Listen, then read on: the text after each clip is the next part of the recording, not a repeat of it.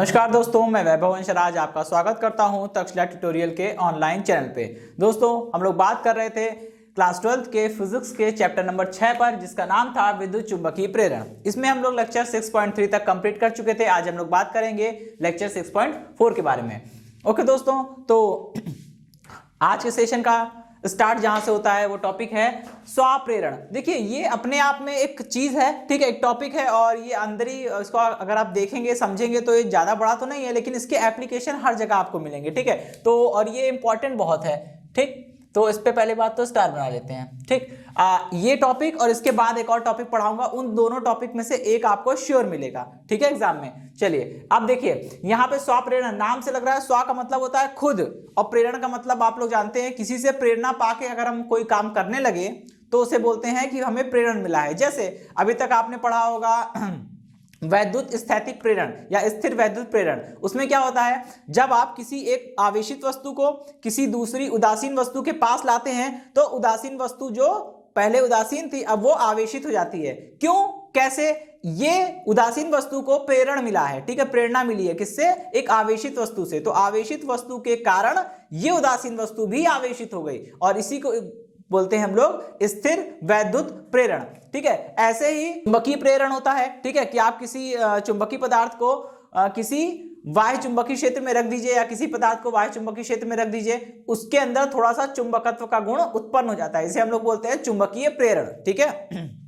वैसे ही यहां स्वप्रेरण हो रहा है, ठीक। ये विद्युत चुंबकीय प्रेरण की दुनिया में यहां पे स्वप्रेरण का मतलब क्या होता है? देखिए, विद्युत चुंबकीय प्रेरण की दुनिया का मतलब यह है कि विद्युत चुंबकीय प्रेरण की जब जब कहीं भी बात की जाएगी, हमेशा आपको एक चीज दिमाग में सेट कर लेना है कि जहां भी बात होगी विद्युत चुंबकीय प्रेरण की, समझ लीजिएगा कि मैग्नेटिक फ्लक्स में चेंज हो रहा है, यानी चुंबकीय फ्लक्स में परिवर्तन हो रहा है, डेफिनेटली हो रहा है, ठीक है, इतना तो श्योर है, ठीक। अच्छा, जब मैग्नेटिक फील्ड में मैग्नेटिक फ्लक्स में जब चेंज हो रहा है तो उसके कारण जो है वो ईएमएफ डेवलप होगा, ठीक है, विद्युत वाहक बल उत्पन्न होगा, और विद्युत वाहक बल है तो धारा भी होगी अगर वो कुंडली बंद है तो, ठीक है।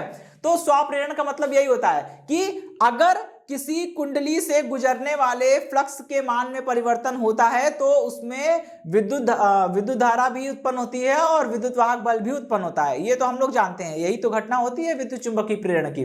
लेकिन दोस्तों, अगर सोचिए, अगर आप किसी कुंडली में धारा प्रवाहित कर रहे हैं तो अब जरा सोचिएगा, तभी आप इस टॉपिक को समझ पाएंगे। जब आप इस कुंडली में धारा प्रवाहित करेंगे तो क्या ये कुंडली अपना खुद का चुंबकीय क्षेत्र उत्पन्न नहीं करेगी? बिल्कुल करेगी। और जब ये अपना खुद का चुंबकीय क्षेत्र उत्पन्न करेगी तो चुंबकीय क्षेत्र का मतलब चुंबकीय बल रेखाएं, ठीक है, तो कोई ना कोई चुंबकीय बल रेखाएं भी गुजरेगी। बिल्कुल, जब कुंडली में धारा प्रवाहित की गई है, कुंडली ने अपना चुंबकीय क्षेत्र उत्पन्न किया है, तो कुंडली से बल रेखाएं भी तो निकलेगी, जैसे चुंबक से निकलती हैं, ठीक है। तो कुंडली से जो बल रेखाएं निकल रही है वो कुंडली से होकर गुजर भी रही है, मतलब कुंडली के हर एक फेरे से होकर गुजर रही है। अब बात वहीं पे आ गई, कुंडली के फेरे से बल रेखाएं गुजर रही है, इसका मतलब कुंडली से फ्लक्स गुजर रहा है, ठीक। अब जरा सोचिएगा, अगर आप धारा के मान को बढ़ाएंगे तो क्या चुंबकीय क्षेत्र नहीं बढ़ेगा? बिल्कुल बढ़ेगा, क्योंकि इतना जान लीजिए, आप किसी भी निकाय के द्वारा चुंबकीय क्षेत्र को उत्पन्न कीजिए, किसी भी धारावाही निकाय के द्वारा चुंबकीय क्षेत्र को उत्पन्न कीजिए, आप हमेशा पाएंगे कि बी प्रोपोर्शनल होता है किसके? आई के, ठीक है। ऐसा तो बायो सेवर्ट ने भी कह दिया था, बायो सेवर्ट का नियम याद कर लीजिए, उसी में ऐसा कहा गया है कि dB is proportional to IDL, ठीक है। वही चीज है कि अगर धारावाही चालक में जितनी ज्यादा धारा प्रवाहित करेंगे उसके कारण उत्पन्न होने वाला चुंबकीय क्षेत्र भी उतना ही ज्यादा प्रबल हो जाएगा, ठीक है। तो वही चीज है, अब कुंडली में धारा के मान को आप बढ़ाएंगे, तो जब धारा के मान को बढ़ाएंगे तो धारा बढ़ेगी तो चुंबकीय क्षेत्र बढ़ेगा, और जब चुंबकीय क्षेत्र बढ़ेगा तो फ्लक्स बढ़ेगा। देखिए, आपने धारा को बढ़ाया, अगर आप धारा को बढ़ाएंगे तो B का मान बढ़ जाएगा, और जब B का मान बढ़ रहा है तो फाई का मान बढ़ जाएगा, क्योंकि फाई बराबर क्या होता है? फाई बराबर होता है B इंटू ए, ठीक है। और अगर थीटा हो तो थीटा, मतलब थीटा अगर 0 ना हो तो यहाँ पे cos थीटा लगा सकते हैं, ठीक है। ओवरऑल I बढ़ेगा तो B बढ़ेगा, B बढ़ेगा तो फाई बढ़ेगा, और जब फाई बढ़ रहा है दोस्तों तो मतलब फ्लक्स बढ़ रहा है। अब फ्लक्स बढ़ रहा है तो धारा की दिशा, मतलब प्रेरित धारा जो उत्पन्न होगी उसकी दिशा ऐसी होगी कि वो उस कारण का विरोध करेगी जिससे उत्पन्न हुई थी। भाई, कुंडली में अगर फ्लक्स परिवर्तित ना होता तो प्रेरित धारा उत्पन्न ना होती। मतलब प्रेरित धारा क्या करेगी, फ्लक्स को बढ़ने से रोकेगी। और फ्लक्स को बढ़ाने से रोकना है, फ्लक्स क्यों बढ़ा, फ्लक्स इसलिए बढ़ा क्योंकि चुंबकीय क्षेत्र बढ़ गया। अच्छा, चुंबकीय क्षेत्र क्यों बढ़ा, क्योंकि धारा बढ़ रही है। तो मतलब मेन कारण क्या है, मेन कारण है धारा बढ़ना। अगर धारा ना बढ़े तो ना चुंबकीय क्षेत्र बढ़े, और ना चुंबकीय क्षेत्र बढ़े तो ना फ्लक्स बढ़े, ना फ्लक्स बढ़े तो कोई दिक्कत ही नहीं होगी। ठीक है, तो अब प्रेरित धारा की दिशा ऐसी होगी कि वो मुख्य धारा का विरोध करे। तो जरा ध्यान से देखिएगा, ये फिगर 1 है हमारा। ठीक है, यहाँ फिगर 1 है, ये फिगर 2 है। ठीक है, चलिए अब फिगर 1 में देखिए, जैसे ही आप धारा के मान को बढ़ाएंगे, यहां देखिए मैंने एक रियोस्टेट लगाया हुआ है। धारा के मान को बढ़ाने घटाने या नियंत्रित करने के लिए एक धारा नियंत्रक होना चाहिए। तो रियोस्टेट के माध्यम से हम क्या करेंगे, इसमें धारा के मान को घटाया बढ़ा सकते हैं। कैसे घटाते बढ़ाते हैं आप जानते ही होंगे। देखिए अभी देखिए यहाँ पे टैपिंग करी है मैंने, जैसे मैंने टैपिंग यहाँ पे करी है तो क्या होगा, परिपथ में केवल इतना प्रतिरोध काम में आ रहा है, इतना। ठीक है, अगर हम इस टैप को पीछे ले जाएंगे, मान लीजिए हमने इस टैप को यहाँ पे लगा दिया, तो ये ज्यादा प्रतिरोध, ये पूरा प्रतिरोध जो है वो परिपथ में चला जाएगा। और अगर परिपथ में, अगर आपने टैप को पीछे कर दिया, परिपथ में ज्यादा प्रतिरोध चला गया, तो परिपथ में प्रतिरोध बढ़ा तो परिपथ में धारा कम हो जाएगी। और उल्टा, धारा को बढ़ाना है तो प्रतिरोध को घटाना होगा, और प्रतिरोध को घटाने का मतलब है ये टैप जो है वो और आगे ले जाएंगे। ठीक है, तो यहाँ पे टैपिंग के माध्यम से हम सर्किट में रेजिस्टेंस की वैल्यू को बढ़ाते हैं या घटाते हैं, और रेजिस्टेंस अगर बढ़ेगा तो धारा कम हो जाएगी, रेजिस्टेंस कम होगा धारा बढ़ जाएगी। ओम्स लॉ से हम लोग ये बखूबी जानते हैं। ठीक है, अच्छा, जब आप यहां देखिए, जब आप धारा को बढ़ा रहे हैं तो प्रेरित धारा को बढ़ा रहे हैं तो चुंबकीय क्षेत्र बढ़ रहा है, उससे चुंबकीय फ्लक्स बढ़ रहा है। चुंबकीय फ्लक्स को बढ़ने से रोकने के लिए प्रेरित धारा जो होगी वो मुख्य धारा का विरोध करेगी। तो देखिए प्रेरित धारा की दिशा ये है, सॉरी मुख्य धारा की दिशा ये है। ठीक है, और प्रेरित धारा इसके जस्ट अपोजिट फ्लो होगी, यानी ये होगी प्रेरित धारा की दिशा। ये देखिए डाउनवर्ड, यहां देखिए मुख्य धारा अपवर्ड जा रही है और प्रेरित धारा डाउनवर्ड आ रही है। तो आप इस चीज को समझ पा रहे होंगे। ठीक है, तो यहां पे देखिए प्रेरित धारा हमेशा मुख्य धारा के अपोजिट रहती है। ठीक है, मतलब उस कारण का विरोध करती है जिससे उत्पन्न हो रही है। लेंज लॉ हर जगह फॉलो हो रहा है। ठीक है, अच्छा, अब आइए फिगर 2 में। फिगर 2 में भी हमने यही चीज समझाने की कोशिश की है, बट एक नया एग्जाम्पल लेके। यहां धारा बढ़ती हुई दिख रही है, यहां धारा कम होती दिख रही है। धारा को कम करना है, परिपथ में प्रतिरोध को बढ़ाना होगा। और परिपथ में प्रतिरोध कैसे बढ़ाएंगे, ये टैप को पीछे ले आइए। जितना पीछे लाएंगे, जैसे मान लीजिए इस टैप को आपने यहां पे लाके जोड़ दिया, जब आप इस टैप को यहां पे लाके जोड़ देंगे, जैसे आपने ये कर दिया मान लीजिए। ठीक है, जब आपने इस टैप को लाके यहां जोड़ दिया तो अब देखिए क्या है, अब धारा आएगी, कुंजी से क्रॉस होगी, सेल के भीतर से क्रॉस होगी, इसके बाद उसको इतना, ये पूरा प्रतिरोध चलना पड़ेगा, ये पूरा प्रतिरोध जो है क्रॉस करना पड़ेगा। और ज्यादा प्रतिरोध, अब ये पूरा प्रतिरोध क्रॉस कर रही है धारा, इसका मतलब ये पूरा प्रतिरोध जो है वो परिपथ में चला गया, ये पूरा रेजिस्टेंस परिपथ में इंक्लूड हो गया है। जब इंक्लूड हो जाएगा, रेजिस्टेंस बढ़ जाएगा तो धारा ऑब्वियसली घट जाएगी। ठीक है, जब मुख्य धारा को आप घटाएंगे तो आप देखिए मुख्य धारा को अगर आप घटाएंगे तो क्या क्या चेंजेस होंगे। आपने धारा के मान को कम किया, धारा के मान को कम करेंगे तो चुंबकीय क्षेत्र कम होगा, चुंबकीय क्षेत्र कम होगा तो चुंबकीय फ्लक्स कम होगा, सीधी सी बात है। और जब चुंबकीय फ्लक्स कम हो रहा है तो प्रेरित धारा क्या करेगी, उस कारण का विरोध करेगी जिससे ये उत्पन्न हुई थी। मतलब प्रेरित धारा चुंबकीय फ्लक्स को कम होने से रोकेगी, चुंबकीय फ्लक्स को बढ़ाने का प्रयास करेगी। और चुंबकीय फ्लक्स कैसे बढ़ेगा, जब चुंबकीय क्षेत्र बढ़ेगा। और भाई चुंबकीय क्षेत्र कैसे बढ़ेगा, जब मुख्य धारा बढ़ेगी, क्योंकि बायो सेवर्ट ने कहा था ज्यादा धारा होगी तो ज्यादा चुंबकीय क्षेत्र होगा। मतलब अब क्या होगा, अब प्रेरित धारा को मुख्य धारा का समर्थन करना होगा। और समर्थन करने का मतलब ये होता है कि जिस दिशा में आप चले उसी दिशा में हम भी चले, तभी तो हम आपका समर्थन कर पाएंगे। अगर आप चले पूर्व दिशा में, हम चले पश्चिम दिशा में, बिल्कुल अपोजिट, तो ये तो विरोध हो गया ना, जैसा कि फिगर 1 में हो रहा था। तो अब क्या है, अब देखिए मुख्य धारा की दिशा सेम है, बस उसकी वैल्यू कम हुई है ना, अभी डायरेक्शन चेंज नहीं हुई। मुख्य धारा की दिशा सेम है। अब प्रेरित धारा मुख्य धारा को सपोर्ट करेगी, और जब प्रेरित धारा मुख्य धारा को सपोर्ट करेगी तो देखिए प्रेरित धारा की दिशा वही होगी जो मुख्य धारा की दिशा है, तभी तो सपोर्ट कर पाएगी। अगर अपोजिट चलेगी तो विरोध करने लगेगी। ठीक है, तो यहां पे देखिए दोस्तों कुछ ऐसा ही काम हो रहा है। ठीक, ओके, तो यहां पे मॉरल क्या है, यही घटना। ठीक है, जब किसी कुंडली में प्रवाहित धारा के मान में परिवर्तन किया जाता है तब स्वयं उसी कुंडली में एक प्रेरित विद्युत वाहक बल अथवा एक प्रेरित धारा उत्पन्न हो जाती है। यह घटना क्या कहलाती है?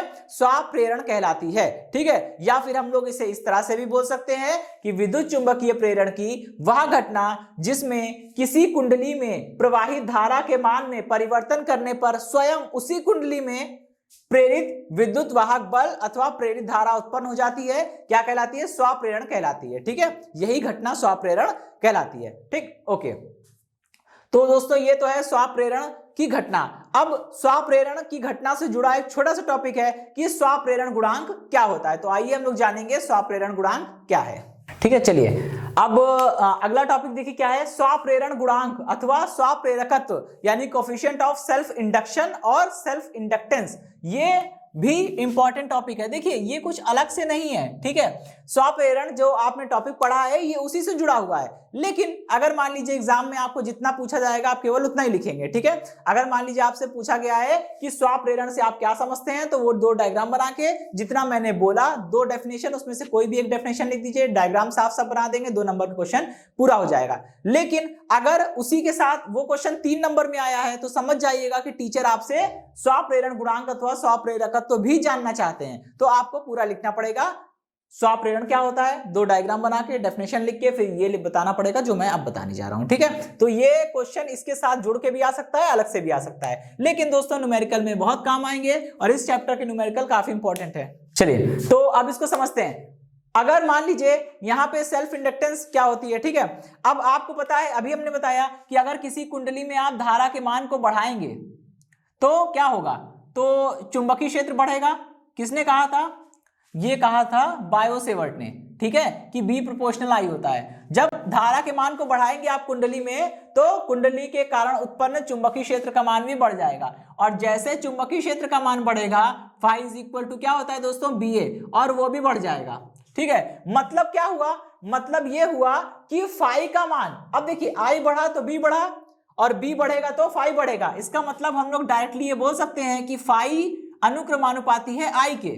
ठीक है, और फाई क्या है दोस्तों? फाई होता है कुंडली के प्रति फेरे से गुजरने वाला फ्लक्स। अगर मान लीजिए कुंडली में n फेरे हैं, भाई एक फेरे से फाई फ्लक्स गुजर रहा है, तो अगर कुंडली में कुल n फेरे हैं तो क्या होगा? एक कुंडली से फाई फ्लक्स गुजर रहा है, n कुंडली से n फाई फ्लक्स गुजरेगा। ठीक, तो जब एक कुंडली से गुजरने वाला फ्लक्स फाई अनुक्रमानुपाती है आई के, तो एन फाई भी क्या हो जाएगा दोस्तों? अनुक्रमानुपाती हो जाएगा आई के। ठीक है, तो वही चीज है। और एन फाई का मतलब, एन का मतलब कुल फेरों की संख्या, फाई मतलब प्रति एकांक फेरे से या प्रति फेरे से गुजरने वाला फ्लक्स। तो एन इंटू फाई करेंगे तो संपूर्ण कुंडली के या सभी फेरों से गुजरने वाला संपूर्ण फ्लक्स, और कुंडली के सभी फेरों से गुजरने वाला संपूर्ण फ्लक्स, इसी को हम लोग क्या बोलते हैं? इसी को हम लोग बोलते हैं फ्लक्स ग्रंथिता।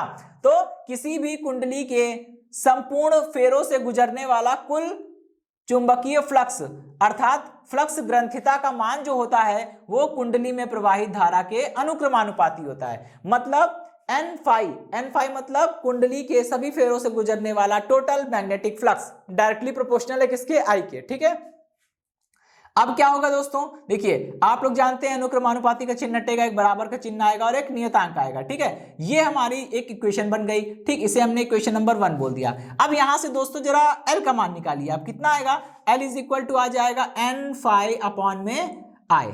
ठीक है, अच्छा अब यहां पे थोड़ा सा काम करेंगे हम लोग। क्या करेंगे? यदि आई बराबर सेट कर दीजिए 1 एम्पियर। आई क्या है दोस्तों? कुंडली में धारा। अगर आई को हमने 1 सेट कर दिया तो ये डेफिनेशन आसान हो जाएगी। ठीक है, हम लोग यही तो ऐसी डेफिनेशन देते हैं ना। ठीक है, अब क्या करेंगे? यदि आई बराबर 1 एम्पियर तो एल इज इक्वल टू कितना हो जाएगा? N into phi. ठीक है, एन फाई मतलब फ्लक्स ग्रंथिता। बस अब हम लोग इसको ऐसे बोल सकते हैं कि किसी कुंडली का ये जो दोस्तों एल आ रहा है ना, इसी एल को हम लोग क्या बोलते हैं? इसी एल को हम लोग बोलते हैं स्वाप्रेरण गुणांक। ठीक है, ठीक है, स्वाप्रेरण गुणांक अथवा स्वाप्रेरकत्व। चलिए, तो यदि I is equal to 1 ampere then L is equal to N into phi.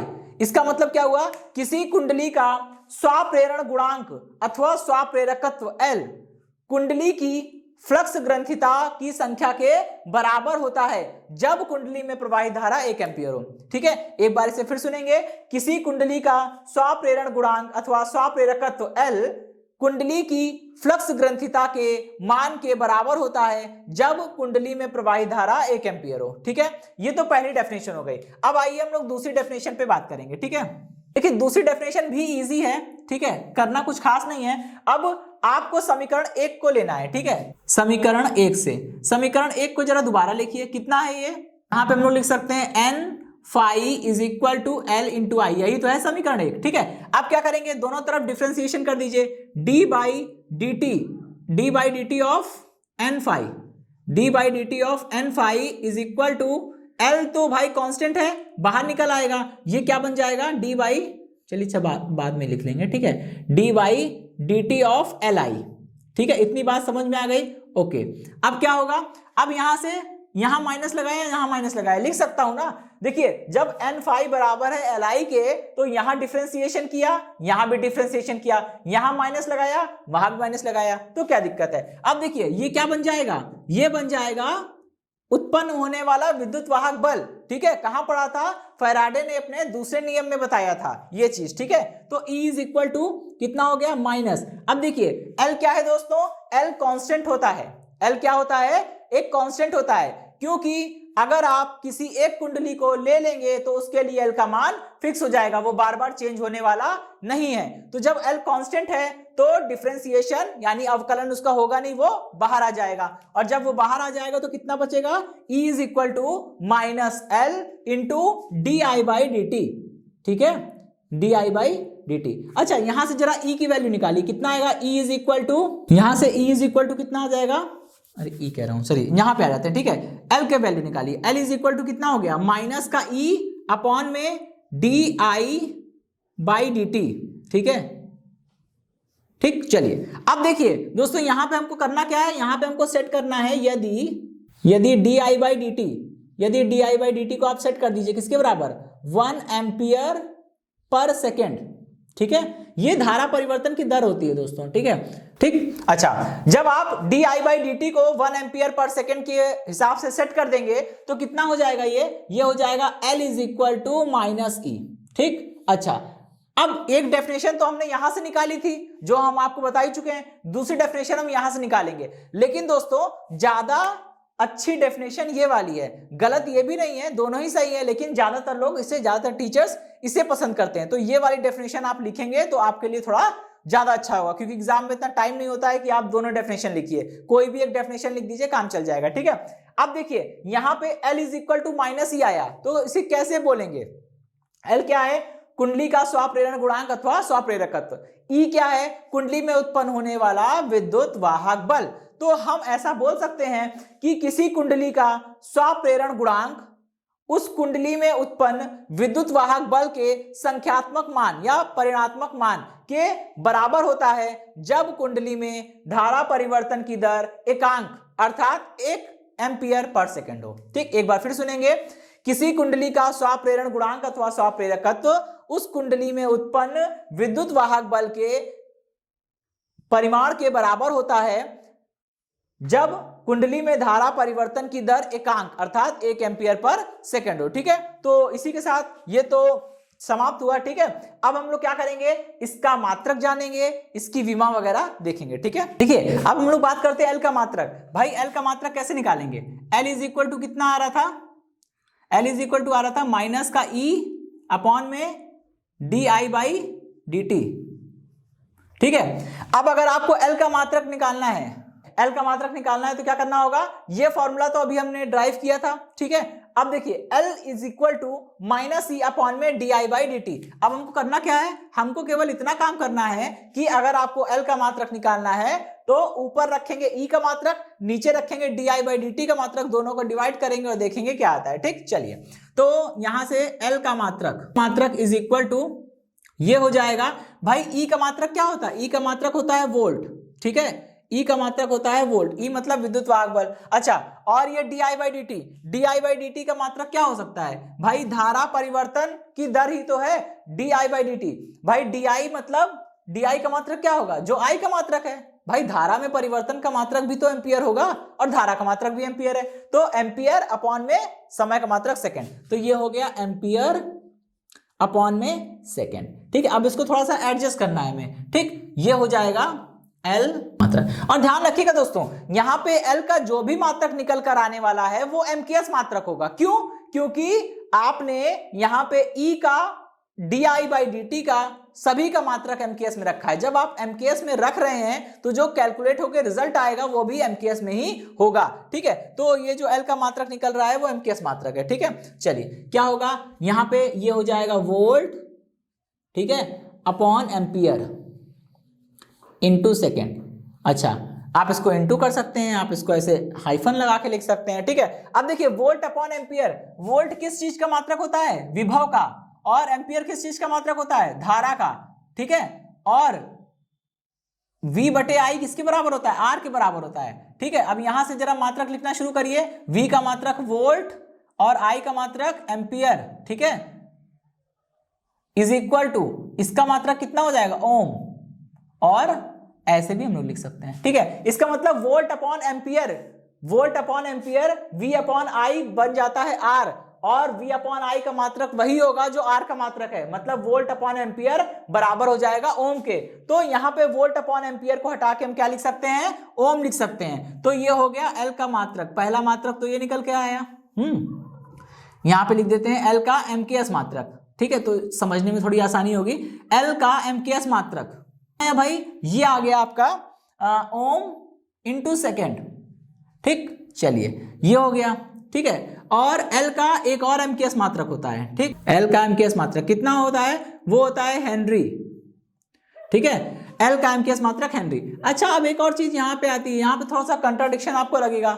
ठीक है, लेकिन कंट्राडिक्शन है नहीं। देखिए L का एमकेएस मात्रक जो हमने निकाला है वो आया है ओम इंटू सेकेंड, लेकिन L का एमकेएस मात्रक जो हमने किताबों में पढ़ा है वो हेनरी है। ठीक है, तो मैं आपको अच्छी जानकारी के लिए बता दूं, यहाँ पे L का जो मात्रक रखा गया है हेनरी, वो एक साइंटिस्ट थे हेनरी, ठीक है, उनके नाम पे रखा गया है। ठीक, तो जैसे बल का मात्रक जो है वो न्यूटन के नाम पर रखा गया है। ठीक है, कार्य का मात्रक जूल साइंटिस्ट के नाम पर रखे गए, वैसे ये भी जो है ना, शक्ति का मात्रक वाट रखा गया है जेम्स वाट के नाम पे। तो वैसे ही L का एमकेएस मात्रक होता है हेनरी। अब देखिए दोनों ही एमकेएस मात्रक है, इसका मतलब दोनों अलग अलग नहीं है, दोनों एक ही हैं। इसका मतलब हम ये लिख सकते हैं कि एक हेनरी, हेनरी को हम लोग कैपिटल H भी लिखते हैं। ठीक है, 1 हेनरी इज इक्वल टू कितना हो जाएगा, 1 ओम इंटू सेकेंड। ठीक है, 1 ओम इंटू सेकेंड। ठीक है, तो ये कन्वर्जिंग फैक्टर भी उसके जैसा भी काम कर सकता है। ठीक है, हालांकि दोनों एक ही है, अलग अलग नहीं है। चलिए, तो अब ये तो खत्म हो गया। ठीक है, अब L का एमकेएस मात्रक हो गया। अब देखिए हेनरी जो होता है वो एक सामान्य रूप से अगर हम देखें तो किसी भी कुंडली के स्वप्रेरण का जो मात्रक होता है, स्वप्रेरण गुणांक L का जो मात्रक होता है ओम इंटू सेकेंड या फिर हेनरी, ठीक है, ये अपने आप में बहुत बड़ा मात्रक है। ठीक है, इतना बड़ा मात्रक लेके हमें कैलकुलेशन करने में या रिजल्ट प्रोड्यूस करने में थोड़ी सी प्रॉब्लम आएगी। तो हम क्या करेंगे, इसके स्थान पे हम लोग छोटे छोटे मात्रक का प्रयोग कर सकते हैं। जैसे हम लोग मिली हेनरी का प्रयोग कर सकते हैं। मिली हेनरी को हम लोग ऐसे लिखेंगे, स्मॉल m का मतलब होता है मिली, कैपिटल M का मतलब होता है मेगा। ठीक है, तो 1 मिली हेनरी, मिली का मतलब होता है 10 की पावर -3, तो ये हो जाएगा 1 milli henry is equal to 10 raise to the power -3 henry. ठीक है, चलिए, तो ये तो पहला हो गया। ठीक, इसी प्रकार जैसे मिली हेनरी होता है वैसे micro henry, nano henry, pico henry ऐसे करके चलते हैं। जैसे वहां पे आपने पढ़ा था मिली फेरेड, माइक्रो फेरेड, नैनो फेरेड, पिको फेरेड। ठीक है, चैप्टर नंबर 2 में पढ़ा था धारिता वाले में, वैसे ही यहाँ भी हो रहा है। ठीक, तो I इज इक्वल टू कितना हो गया, sorry 1 micro henry, 1 micro henry is equal to 10 raise to the power -6 henry. इसी के हिसाब से हम लोग कन्वर्ट कर लेंगे। ठीक है, इसी के हिसाब से हम लोग सारा कन्वर्ट कर लेंगे। अब हम लोग L का मात्रक निकाल चुके हैं, अब हम लोग L की विमा निकालेंगे। ठीक है, की विमा, आइए हम लोग L की विमा निकालते हैं। तो क्या होगा, L की विमा जो है आप निकाल सकते हैं, काफी इजी है। आप इसी फॉर्मूले से निकाल लीजिए। V की विमा लेकिन ये थोड़ा लंबा पड़ेगा, डायरेक्ट यहाँ रखिए ओम की विमा और सेकंड की विमा, मतलब सेकंड की विमा कितनी होती है, समय की विमा होती है T, वो सब रख के कैलकुलेट करेंगे तो आपको मिल जाएगा ML2 t minus two a minus two. Okay, और दोस्तों मात्रक हो गया, ये विमा हो गई, ठीक है। और दोस्तों ये जो l है कुंडली का स्वाप्रेरण गुणांक, ये क्या है, ये अपने आप ये एक अदिश राशि है, ठीक है। तो अदिश राशि हो गई, मात्रक विमा हो गई, ठीक है दोस्तों। तो ये सेशन समाप्त होता है दोस्तों। आज के सेशन से जुड़े नोट्स प्राप्त करने के लिए डिस्क्रिप्शन में दिए गए लिंक पर जाके क्लिक कीजिए। ओके दोस्तों, आज के सेशन में इतना ही, मिलता हूं नेक्स्ट सेशन में, धन्यवाद।